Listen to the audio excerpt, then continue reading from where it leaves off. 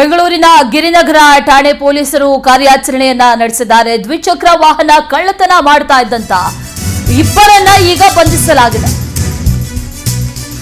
ಅಭಿಷೇಕ್ ಹಾಗೂ ಭರತ್ ಬಂಧಿತ ಆರೋಪಿಗಳು.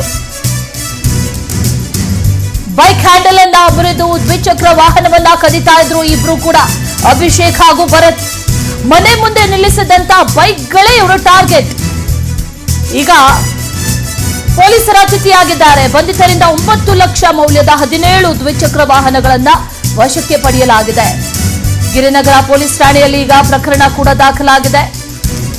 ಕಾರ್ಯಾಚರಣೆಯನ್ನು ನಡೆಸಿದ್ದಾರೆ ಪೊಲೀಸರು. ಕಾರ್ಯಾಚರಣೆಯನ್ನ ನಡೆಸಿ ಇಬ್ಬರನ್ನ ಈಗ ಅರೆಸ್ಟ್ ಮಾಡಿದ್ದಾರೆ ಅನ್ನುವಂತ ಮಾಹಿತಿ. ಆ ವಿಜುವಲ್ಸ್ ಅಲ್ಲಿ ಗಮನಿಸ್ತಾ ಇದ್ದೀವಿ. ಆ ಇಬ್ರು ಕೂಡ ಬಂಧಿತರು. ದ್ವಿಚಕ್ರ ವಾಹನವನ್ನ ಕಳ್ಳತನ ಮಾಡ್ತಾ ಇದ್ರು.